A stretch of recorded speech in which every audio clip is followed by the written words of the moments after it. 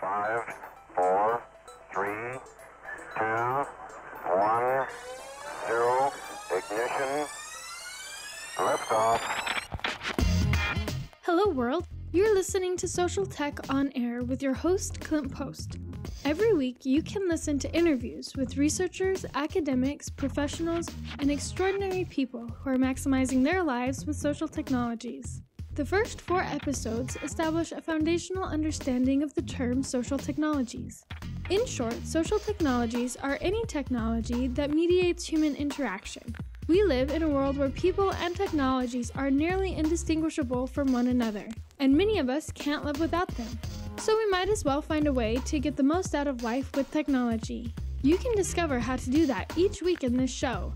Listen and learn how you can maximize your life with social technologies. Thank you for listening. Now enjoy the show.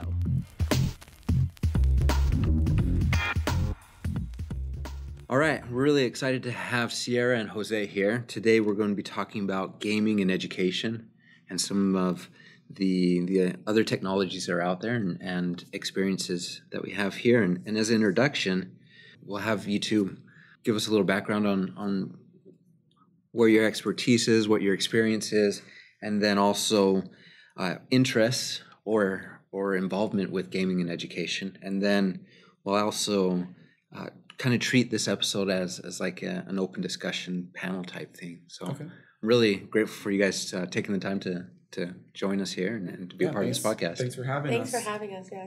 Awesome. Well, Jose, why don't you give us a little background on yourself? Okay, so my name is Jose, and I'm an elementary education major. Right now I'm currently teaching 5th grade math, and what I'm using is games in the classroom.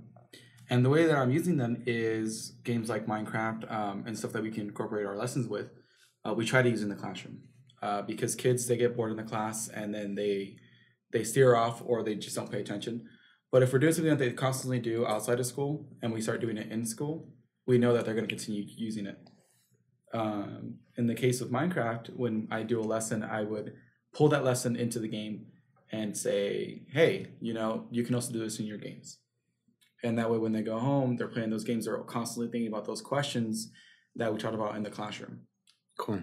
Well, it's exciting. We're going to be able to dive in a lot more about some of these aspects that you're using. Why don't you tell us a little bit about yourself, Sierra? Yeah, for sure. Well, hello, my name is Sierra Gonzales.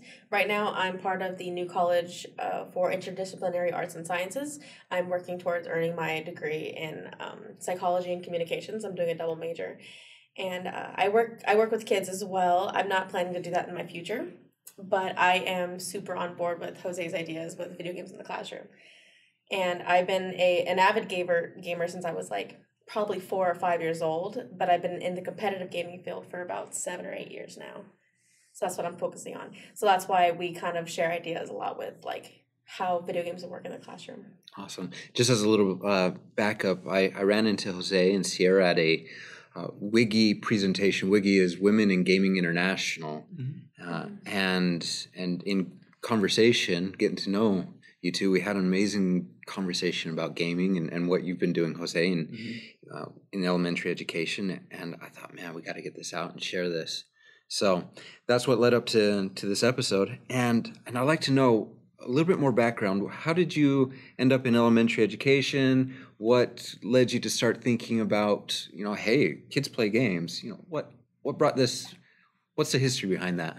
So I was never really interested in teaching. It's something that kind of it was like the last minute decision. It was something that made me happy. Before this, I used to code for games. I used to do mods. And what mods are, they just make your game better or they add a modification to your game. And I used to work a lot in that coding field. And I found out that that's not what I want to do in life because I had more fun teaching people how to code rather than doing it myself. And what's better than teaching other people is teaching kids because kids are always curious and they're always, wow, how'd you do that? And I like that feeling. I like knowing that I taught someone something they're going to use for the rest of their lives. And that's kind of how I got into the elementary education field. And then when it came to games, I've been gaming since I was like 6 or 7 years old, starting with the old SNES and the old Super Nintendo. And it's always been interesting to me. And I've always been curious about how the games were made and about why game mechanics are the way that they are. And if I can spark that interest in kids, then I know that they're always going to constantly be learning. A while ago, I was playing this game about dinosaurs, and I was like, why are the egg incubations so long? So I would Google it, and I would research it, and now I know something that I wouldn't have learned if it wasn't for a game. And what I want to do is spark that interest in these kids when it comes to their gaming. So at what point did you start developing this? What was that event when you said, hey kids, you're playing this game, have you thought about applying math to it, kind of thing? So I started with the idea when I started tutoring kids at a charter school. And the charter school is mainly computers in front of this kid, and all they do is they do these modules for 4 hours. And a lot of them were low functioning, and one of them was really into playing games. And I told him, hey, you can learn this in your game. And he's like, wow, how? I'm like, all right, well, if we take the perimeter in the area and then we apply it to your game, you would find out that you could do this at home. And you could do this at home and have fun with it. Because in school, you're there, you're kind of just there to be there. You're bored, you're just going through your busy work. And it's not something that the kids know that they can apply to real life. Well, what's the next best thing besides real life? And that's the video games that they go home to every single day. So that's kind of what kind of sparked it, and it's kind of what has me trying to work towards it, is that kids don't like busy work. But if they're doing some busy work that isn't really busy work, then is it really considered busy work, Oh, sorry, I didn't mean to cut you off. Please. But there was a point where me and Jose were talking in one of our many commutes to this campus.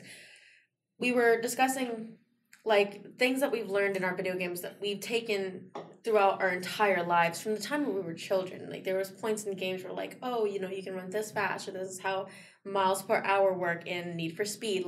We learned those things through video games, and those are the things that stuck with us. I don't remember how to find, some kind of weird area of an isosceles triangle in school, but when I applied it to something like Minecraft, something where you had to build something that was constructive and would actually support you in some way, that stuff carried on a lot longer. So something we were talking about in one of our car rides was, how do we take that same idea, give that same interest, give these children the tools to learn, and then have them ask questions, because that will actually have that concept more, it would make it more concrete in their head, and that would be something that it would stick longer, rather than just learning a material for a test and then completely forgetting it.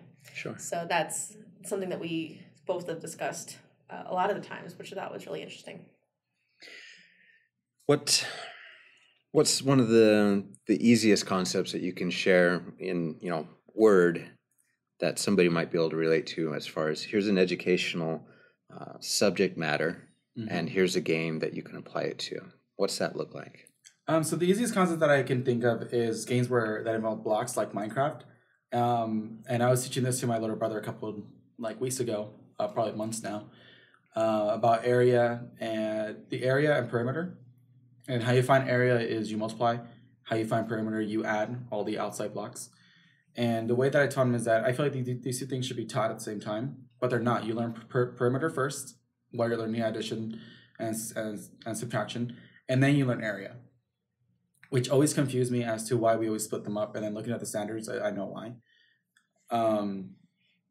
But Minecraft is the easiest tool for that, because it's already in blocks. And I tell my kids at home, every block is equivalent to 1 foot. So if it's 1 foot and you have a 10 by 10 area, 10 by 10 block space, how many blocks do you have around? We have 10, 20, 30, 40. So what's your perimeter? My perimeter is 40. And then I'll ask them, well, what's your area? They'll be like, well, what's area? How many blocks are inside that perimeter? And they'll start counting the blocks and be like, oh, there's 100. So then they'll be like, okay, so the area is 100. And then I'll ask them, is there an easier way you can do that? He's like, well, there's 10 blocks here and there's 10 blocks here. 10 times 10 is what? It's 100. And then from there, the kids just kind of build on, and then they kind of give themselves their own little to-do projects. My brother the other day was playing Minecraft, and he did a 20 by 20 fortress. And he's like, oh, look, Jose, I'm doing a 20 by 20 fortress. I'm like, that's really cool. Yeah, that's good. And that's like a basic concept that was taken from that one game. So is that somewhat of an inductive process of learning? Yeah. So you get them to be the hands-on, like they got the Legos there and they're building it, but there's almost an ownership to it because it's their world. Yeah. Exactly. In a sense. So it's like it's literally giving them the tools and letting them figure it out. And then if they have questions, those are the ones that they're going to learn from the most, is when they develop their own questions rather than giving them questions to answer themselves. Mm-hmm. Awesome. Well, thank you for that example. So what age group are you working with right now? Right now I'm working with the age groups between 10 and 13 years old. Okay. And I'm trying to think back when I was 10 and 13 when I was learning. I don't remember a whole lot. Maybe it's because I was homeschooled. But what are they learning right now? What are kids learning in that age range? They're learning how to multiply fractions. This is a time where they're really trying to own their multiplication skills, and they're learning about the different units of measurement, liters, kiloliters, milliliters. That's the age group that you're trying to learn all those new subjects, and it's also the age group where you learn rounding and the number value of where the numbers are. So if it's like behind the decimals, at tenths and hundredths, it's that little thing, you know. And then what we try to get them to do is we give them these manipulatives, these tools to use. I think the things that we used today in the classroom were we used Skittles.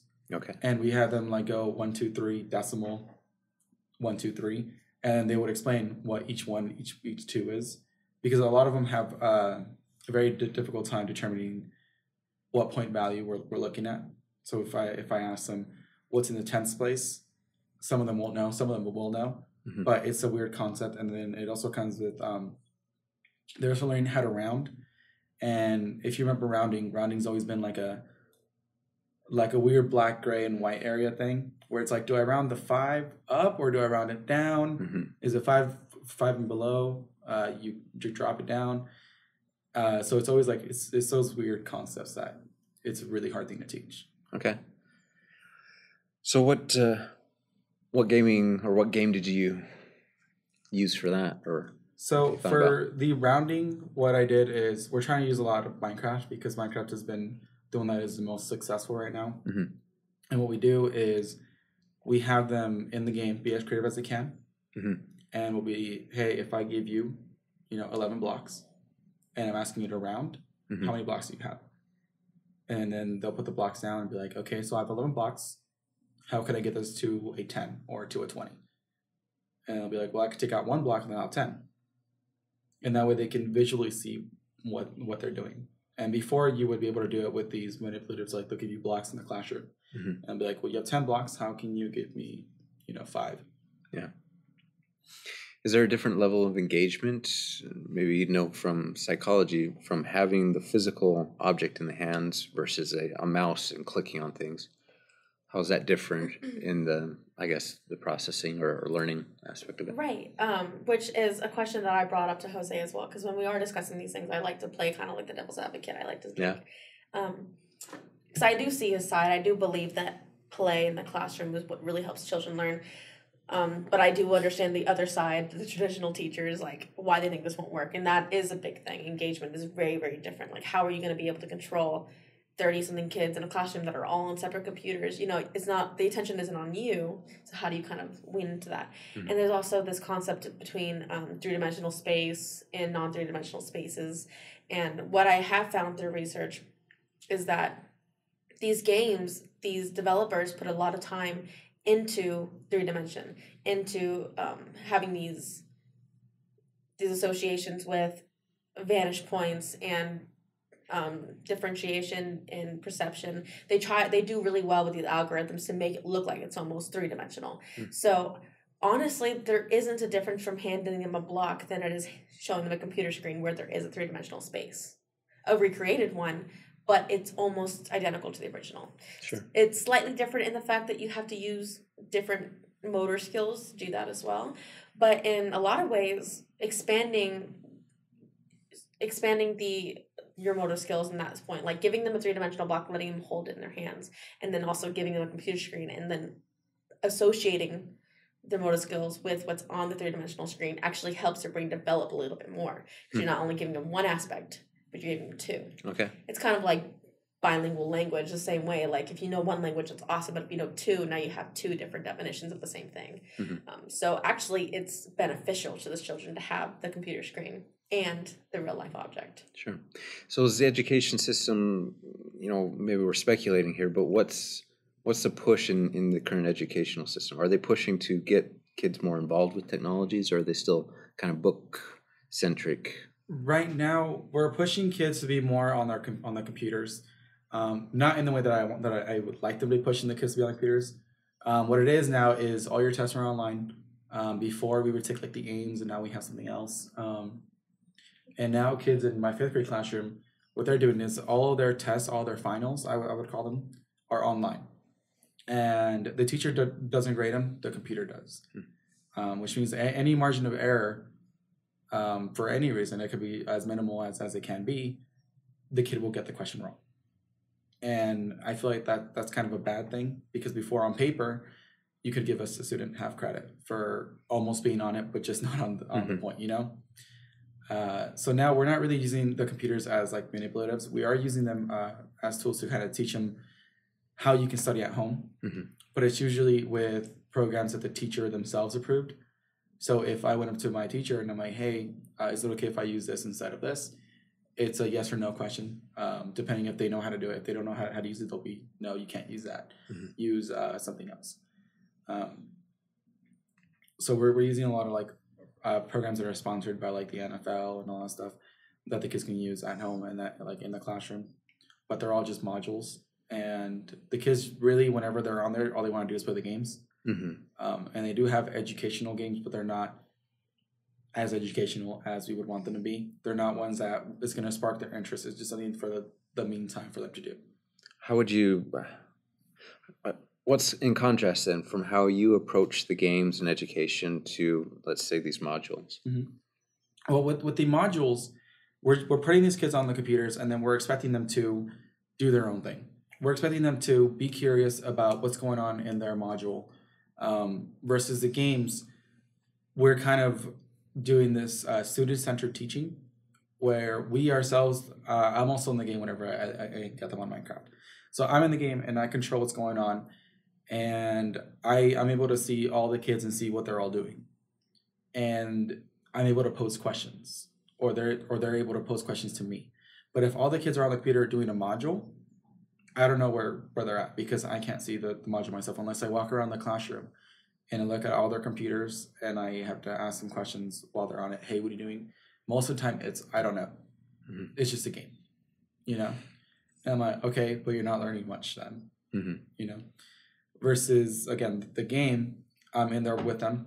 We're all in the same world. I know what they're all doing. And I ask them, hey, what is your process of thinking?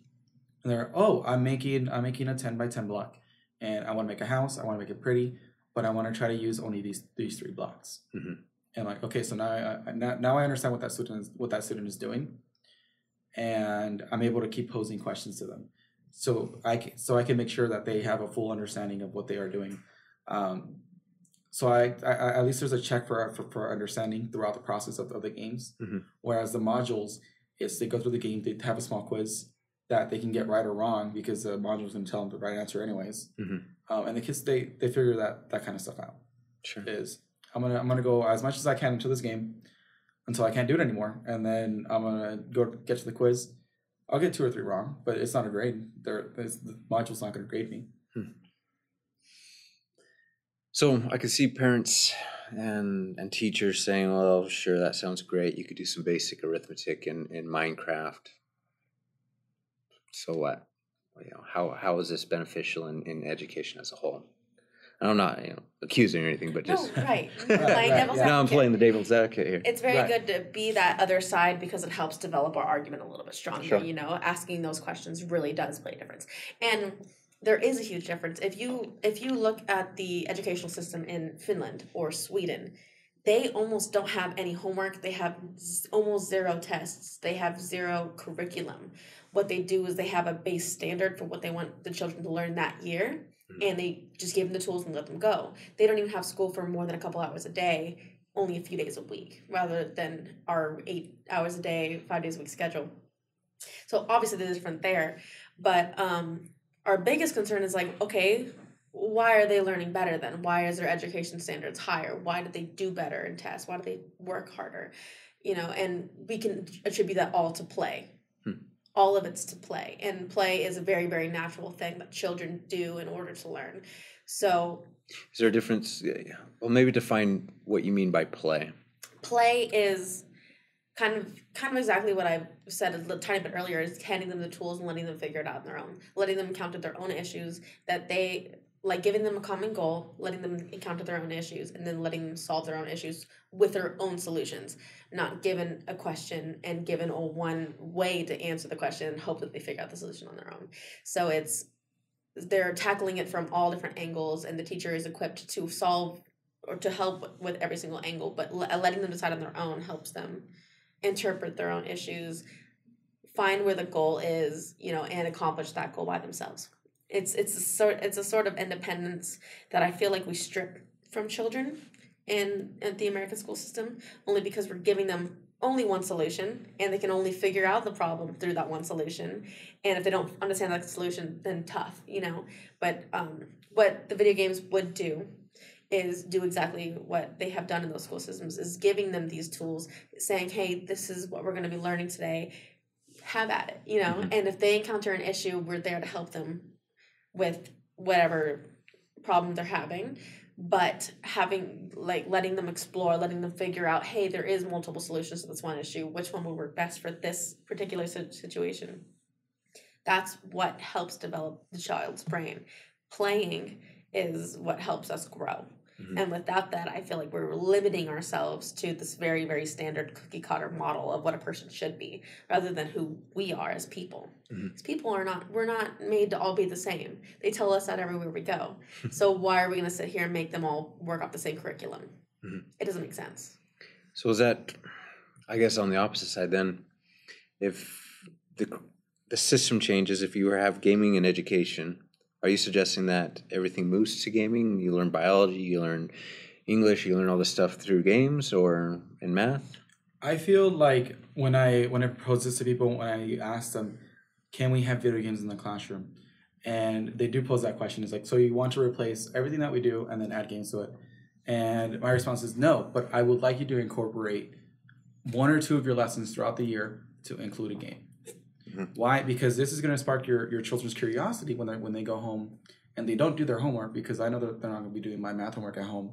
They're going to be playing games on their tablets, on their phones, on their parents' stuff, on their computers. Mm-hmm. And it's something that we can't avoid, And I figured if we give these kids the right mindset, if we tell them, hey, we're going to learn about, gases, liquids, and solids, and we're going to use this game to learn it, then those kids already have that mindset. Mm-hmm. Oh, I can learn in my video game? That's cool. So then when they go home, we might ruin the video games for kids in the future. They constantly be thinking about stuff and constantly researching. They're going to go home and they're going to play their games. And they're going to be like, how can I apply this to what I learned today in the classroom? Mm-hmm. And it's no longer going to be paperwork. It's going to be out of their own minds, their own thinking, and it's going to make them better in the future. Mm-hmm. It's going to give them that curiosity that we've always been trying to give students, that we've always been trying to get kids to have. Mm-hmm. And not just that curiosity, but that creativity. The creativity for them to go home, play a game, and then go back to the teacher and be like, hey, I learned this in my game yesterday. What does it mean? Mm-hmm. Oh, that's a really creative way of thinking about your game, And that's really what I'm hoping to do is that we don't replace the curriculum, or that we don't add play to every single classroom, every single lesson, because after a while it will get boring and the kids won't have fun with it. Because what I do is I give them equal time on the computer and outside. Mm-hmm. So we do projects inside and outside of the classroom. But they have the most fun being on the computer because they feel like they're just playing, they're not really learning. which isn't true because we give them a test and we're like, so what'd you learn? And then they'll tell you what they learned that day. And I found this to be extremely useful for some of my lower kids, because I've sat down with a couple of them, and they said everyone else is working much faster than they are, and it discourages them. But when they're in their own world, or when they're on Minecraft and they're doing their own thing that has to do with what we're doing that day, that lesson plan, they feel like they can work at their own pace. They feel like they're not being pressured to learn something that their peers are doing faster than them. And I've seen a lot of great improvements in a lot of like my lower kids, and it makes me happy knowing that one of them is able to understand something that they would never been able to understand on paper. And when they go home, they're constantly doing it because they have that game at home. Where if I gave them a packet and I would say, hey, do this at home, they're going to mindlessly do that packet. And they're not really going to be learning. But when they go home and they get back on their games, they're going to be, oh, I did this today in class. Let me show you. And then they'll constantly be doing it. And to get good at something, you have to do what? You have to practice. Yeah. So they're practicing at home and they don't consider it homework, then I feel like that was a much successful day. Here's an idea, though, that I feel like parents and teachers were also posed towards your idea is, will every child have this game at home? Can you guarantee that they'll be able to play this when they're at home? You know, I feel like part of a lot of what you're saying is, oh, they're going to go home and do this. It's like, well, are we equipping all these children with these games? Do we even know if that's a possibility? Right, and that is a question that I do get is, what if my kid doesn't have this game at home?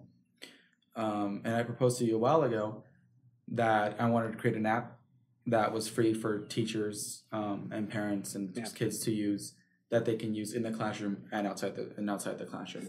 That way we can at least try to equip these kids with the proper tools to use at home. Sure. And as most of you know, these apps cost like $15, $20, depending on what grade level you want to get them at, and depending on what it is. And a lot of them are in ABC, trace it, or, it sounds it out for your kid, and your kid will learn that way. What I want is to make an app with these games that is free to use for the parents. And if they don't have a computer at home, school systems nowadays offer a desktop to take home. And I feel like most laptop, schools should not be a doing. desktop. Over at in Littleton, Avondale, and Quinton Elementary School, they offer the kids desktops because desktops are harder to break. You can't break a desktop. You can break a laptop. A kid can drop a laptop and it'll break. So what some schools are doing is they're offering these low-income families a desktop to use at home. So if we can equip those desktops with the games that we use in the classroom, one, the desktop will be used other than kind of staying at home and all the kids use is Word on it.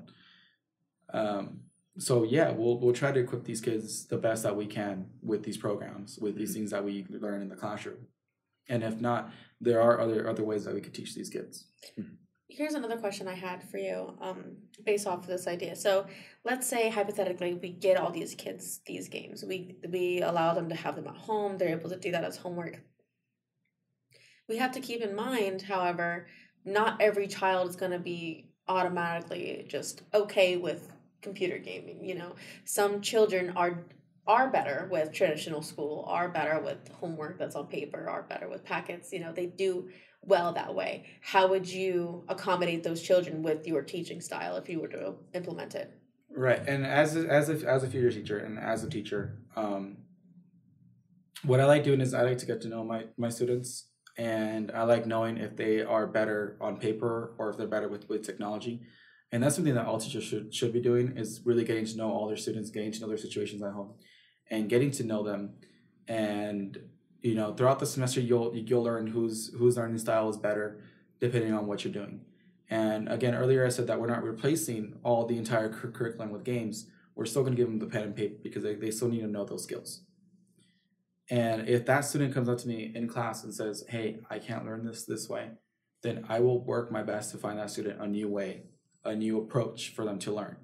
And if they're better with some little like cubes or something, and that they can touch, they can feel, they can like move around their hands, then that's what I'm going to give them so that they can learn that concept.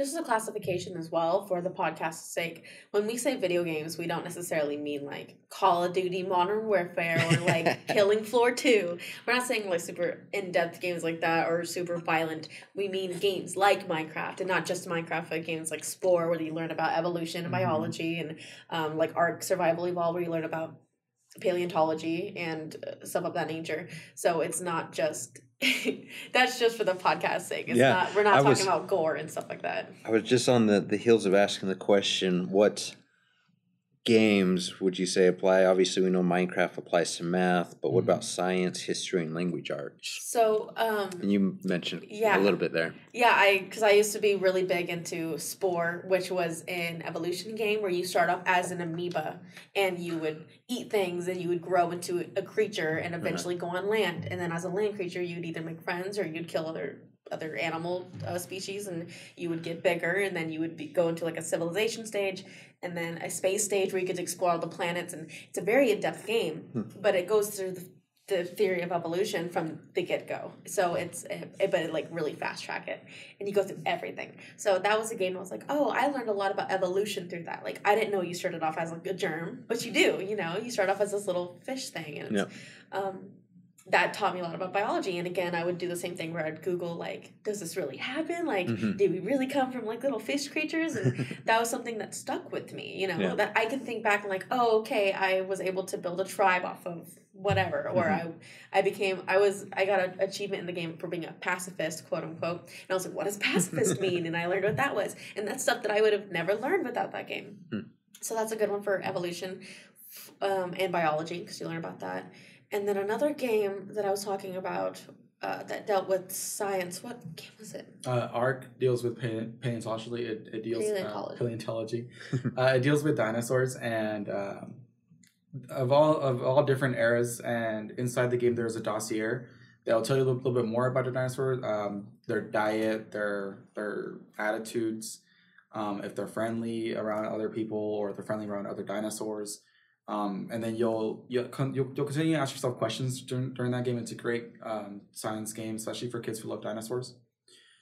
I mean, like, I met some kids in that game that really love dinosaurs. Like, really love dinosaurs. Like, they take a step back or something. Yeah, and it's great seeing that there's like a 6th grader or 5th grader that's playing the game online, and they're a dinosaur kid. You know, back in the day when you were a dinosaur kid, you would like have all these figurines, and you would like watch the Land Before Time every Saturday. And nowadays, these kids are walking next to their favorite dinosaurs. A 3-dimensional model of their favorite dinosaurs, and actually that are anatomically correct for what they're looking at. The food that you're feeding them is the actual food that they would have eaten for their time period. You get to cure the meat a certain way so that they'll eat it. You tame them a certain way. It's very, very in-depth. And these game developers, we call them devs, these devs know what they're doing when they do this kind of things. It's not like they're just kind of throwing fibbity knowledge out there. Usually it's pretty correct. So wow, what happened to the time with when you had Pocket Pets and you had 3 buttons? Yeah. For sure. Now you have pet dinosaurs. Yeah, it's amazing. It's completely fantastic. And it's like, why not utilize that? Why not make it something that's grandiose, I should say. But then you do come into the issues where not every child's going to immediately click with that. So it's offering other outlets besides the in-game models and in-game stuff. Right. Which I think will always... That's something people will always argue with you about is, what are you going to do with the kids that aren't into video games, So what about history? What's a good game to learn some history? History, I would recommend teaching history in games later on in high school, not elementary school. Okay. Because a few history games that I know, there are a couple of them. Age of Empires is one. You learn about the Byzantine Empire, and it's a really great strategy game. You go out throughout the different eras, the different periods that these different empires went through. You can also play as like in Civilization. There's Gandhi. You learn more about Gandhi, George Washington, Thomas Jefferson. You learn about these great figures in history, and throughout that game, you get these heroes. Okay. And these heroes, there's something in time. Like one time I had like Michelangelo, and it gave me a short bio of who he was. I'm like, that's really cool. So Civilization is a really good one. It's more of a strategy game. In high school, if I ever get to high school, I would try to use Assassin's Creed, which is one of those like like those shooting games. You know, you do go around, you kill stuff. But I want the kids in the future to look past the, you know, go and assassinate this person. I want them to Hopefully. That's not the hopefully they'll look lesson? past that. like that won't be the lesson, but I want them to take a look at the structures that are built, you know. The architecture. The architecture. I want them to learn more about Rome. And the way they have to learn more about Rome is a better way is for them to see it. Because in the past all we've had is pictures and have them are destroyed anyways. So now kids have a visual representation of a place that no longer exists. Oh, another example of something like that, especially, I mean, of course, for high school, because this is too intense for anybody below the high school range.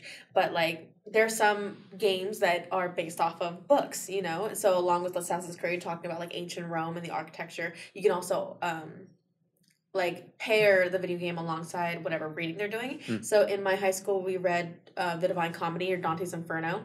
And there's also a video game, Dante's Inferno, that you can play. And it sways away from the story a little bit, but it does follow the same path, and you learn the same things that Dante did when he wrote the poem that he did, the epic poem. The same storyline follows through in the game. You learn the same things about ancient Rome from the 13th century. Like, those are things that you can pair along with the educational models that we already use, you know, and just have that extra source. Like, oh, you want to learn a little bit more about that? Well, here's a game. It's linear, so it's not necessarily an exploratory game, but it tells the same story, and it gives you a little bit more background knowledge on who Dante Alighieri was in his life as a poet. So there's all kinds of examples where this could be utilized at any age group, you know. So it's something that I feel like should be considered when talking about it. Not just for elementary students, but moving on into high school, even college students. Yeah. This could be something that could be very powerful with their educational environment. About like language arts readings, I guess in elementary school, is there some good games that helps kids read while being in a play mode? In a play mode, there are a lot of great like Telltale games. Sorry, I don't know if you've got heard excited. of them. But Telltale games, it's a reading or something from like a movie or a book or a game that's already exists. And what they do is they give you these different options. And throughout the game, you have to kind of read what your options are. And there are a lot of like story mode games that all they do is they go through a storyline or through a story plot. I know there's one about Romeo and Juliet that you can play and read as you go along. So there are a lot of story-based games out there that explicitly only use text in order to push the theme forward. Also, you can kind of make the argument for games like Legend of Zelda, ones where you have to read the text, you have to read the hints that they're giving you to understand. So I'm going to use a personal example. I have a developmental disability, and I have a hard time with comprehension, and I've always had it. They even tested me for autism when I was younger because I just had a really hard time reading. But when it came to playing video games, I had to hone in on the few comprehension skills that I knew to understand story games like that, puzzle games, the ones where you have to listen to the hints or you're not going to know what's going to happen next. Those kind of games pushed me to use higher thinking, use critical thinking in order to pass the level, get past the puzzle, move forward in the game. And that's something that I couldn't necessarily do in a book. I couldn't do it on a test, but I could do it in game. So it's reaching that level of students who maybe aren't even up there. And you even mentioned earlier that you had some lower functioning students that could only learn through these video games. And I wanted to use that example because I don't even think I would be in college at the reading level that I'm at if I didn't have things that pushed me to read, to learn, to comprehend what's going on. Well, that's pretty amazing. I appreciate you sharing. Yeah, for sure. That's it's exciting, I think, too, the possibilities of bringing in more resources for learning. We can talk about how learning, if it's binary, unilateral, you just learn by reading a book and then circling the right letter out of A through D, right? Versus reading it, building it, seeing it in person, using all five of our senses that we have access to, and being able to have mastery, I guess, of the subject matter on multiple levels. So gaming brings in a whole nother experience. Right. Yeah. And I think after all that we've talked about and said and done, I think the biggest thing that me and Jose both feel like should be implemented is not necessarily a new curriculum based around games, but using games as a resource, like they should be used. That's our biggest argument in all of it. Yeah. So what would that look like? What's the ideal pathway forward? So the ideal pathway forward would be to continue teaching the way that we teach nowadays, except for that guided practice, that independent practice that we all know. For most of you out there who might not know how the process works, is our lesson plans are, our standard, what the students should know by the end of the day or by the end of the week, what the teacher's gonna do, what the student's gonna do, and then again, then we take it to independent practice. It's like guided practice and independent practice, what the teacher's gonna do, what the student's gonna do, and then a check for mastery.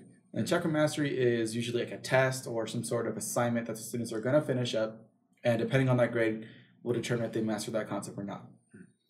And what I want to do is completely take out that guided practice and put a student and teacher will, and have student and teacher would use the game Minecraft to determine, the area of a shape or the perimeter of an area, or how to do fractions in the game. So that's what I want to do in the guided practice, and then the independent practice will be like students will use that concept that we learned together and make up their own problem or make up their own question to solve or to have other students solve. And that way, during that independent practice, they're constantly thinking, what can I do that's going to challenge my friend, or what can I do that's going to challenge me, or what did I learn today that I can do right now? And that's going to force them to kind of think about what we did in the guided practice. It's gonna force them to look at the standards. It's gonna push them to look towards the students will be able to this, and they'll be like, okay, so I should be able to do this. And what they're gonna do in the game is they're gonna build their own little thing. They're gonna be as creative as they want with it, because something that we want to do in school is we want to keep that creativity that kids naturally have. Because by the time we hit high school, we're already bored and we're boring. We're boring people by that time. So they'll keep that creativity that we're trying to desperately keep in our kids.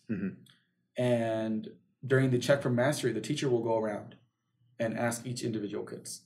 This way it builds up a little more of their social skills as well. Because if they're able to kind of repeat what went on during the day or the process of what they went through to get that problem, to get it solved, then we know that their check for understanding is 100%. Because they're not just throwing up stuff that they learned or that they wrote down in their notebooks. They're explaining what steps they went through in their game to solve the issue or to create their own problem. And be like, oh, well, I decided to do this, because this is how I learned it. And then that might not be 100% the way that they learned it, but that's 100% the way that they learned it. It's not the way that I taught it, but it's the way that they understood it. And if that's how they understand it, and I feel like it's something that it can be taken into other classrooms and applied, then they 100% understood that concept. And then with that, hopefully in the future, is that not only having that in the classroom, but starting to blend in with the home environment as well, so that children can use video games to help them with homework, to help them understand certain concepts, and letting the parents have that ease, when the children want to come home and play video games, yeah, you can do that because we know you're getting something out of it. It's not just some mindless thing you're doing for 4 hours. It's constructive. It goes towards your education. Sure. So that's something that I was going to ask. What advice would you give parents and teachers who, because there's not a set program right now to do this yet, but is there a process or a way that a parent can look at a game that the child is playing and engage them in learning while they're doing it, or a teacher that teaches as a topic, maybe other elementary teachers, and would like to incorporate? Right. And what I would encourage with parents and teachers out there is look at the games that your kids are playing and really be thinking about it. Try to do some research on that game and think and look for those teaching moments we've seen them all around campus. You know, oh, that kid just fell on his bike. Maybe if he had his helmet on, you know, then that's a teaching moment. You know, if parents were able to look at what games, because they buy the games, you know, a lot of the parents, they buy their kids the games. If they research the game and they're like, oh, this game would be great for biology, or this game would be great for math, you know, and at home they would ask their kids that question. You know, hey, I see you're next to that dinosaur there. What's the name of the dinosaur? And like, oh, it's a pteranodon. Well, how do you spell pteranodon? Well, it has a silent P in it, right? It's P-T-E-R-N. Yeah, I didn't know about that until I started playing the game too. And now that kid understood a topic. He learned something from playing that game. And teachers can do the same thing. They can, in the beginning of the year, ask them, hey, what games do you guys play at home? Because I play games at home. Do you guys play games at home? It's like, oh, I play this, this, and this, and this. And we're going to get we play a lot of Call of Duty and this and that. And then we can even still relate that. Even they are in 5th grade and it's not ESRB rating friendly that, you know, little 5th graders are playing these games. For those of you that don't know what ESRB ratings are, that the ratings on the back of the box that tell you your kid's okay to play this or not. Or not. Yeah, for sure. And they can incorporate those into their lessons. Oh, in your game of this, the game of this, you can do this. And now when they go home, they'll show their parents, like, Mom, Dad, look what I can do in this game. And they'll teach them something that they learned in class. Because it gets them excited to go home and play those games. So that's my advice, is to always look for those teachable moments. Research the games that your kids are playing. Find out if they're good ways to teach them something new. Even the minimalist of thing, like the P in front of for a pteranodon, for an old dinosaur. That's something so small, but it's going to stay with them for the rest of their lives. From a psychologist standpoint, let them play. Let them play. Let them learn. Let them explore, because that's how they're going to learn the best. It has been shown across hundreds of studies and thousands of different countries that they've developed this exact study in. Let them play. You know, let them ask questions and be supportive. Be there to answer those questions, because what's a question without an answer? So it's just, to parents and teachers, just wait for those teachable moments. You know, never go out of your way to make a teachable moment. Wait for them. Wait for them to come to you, and just be supportive. Be involved, especially, but let them play. Let them be independent. That's the biggest thing. Cool. Well, I really appreciate both of you guys taking the time to share some of this insight. I'm looking forward to where things go with this. I hope that it develops into a whole, if you would, a whole curriculum and a resource for parents and teachers to be able to that'd be cool, to look into and to contribute to, really cool. and bring more resources that, it's like you said, meet kids where they're at, and they're at, well, their TV and with the controller in hand. So right. And before we wrap up, I do this in other episodes, and I want to be able to pick your guys' brain, because this is fun. It's kind of a nostalgic but also exciting time. For sure. I call it the geek out period. Okay, cool. So I'll ask both of you 2 questions. The first one is, you can think about it, and then we'll have Sierra answer first, and then Jose. But the questions are, what was your favorite technology growing up? And the second question is, what technology are you most excited for that's coming in the future? Oh, okay. Yeah? Fun. Okay. So, Sierra. My favorite technology growing up would definitely be, obviously, the consoles. I'm trying to think of which one right now, because I started off at the N64, and I beat Paper Mario and Super Mario 64 before I was like 5 or 6 years old. I was very, very young, and I got all the stars, and I was so excited about it. So I was definitely super duper into the consoles, especially when we got to the Xbox and the Xbox 360. I was very, very into those. So that was my favorite growing up, was the consoles. All consoles, everything. Right now, what I'm excited for is obviously updates with computer parts, because now I'm a PC gamer, and I love seeing the developments be put in place for like new graphics cards, new GPUs, CPUs, stuff of that nature. So that's always exciting to see just how many frames you can get per second. Like, that's ridiculous. So that's what I'm excited for in the future. Awesome. In the past, I guess my favorite piece of technology was the computer, because it was a new medium to talk to people that weren't necessarily in my house. It was like before that, we could play LAN with our consoles, like but you had to be in the same room. Local area network. And then, local area network. Thank you. And then the computer came out, and they're like, oh, we can search with this thing called the Worldly Wide Web. I'm like, Worldly Wide Web. Okay, that's what it stood for. World Wide Web. The www is sort of all the websites.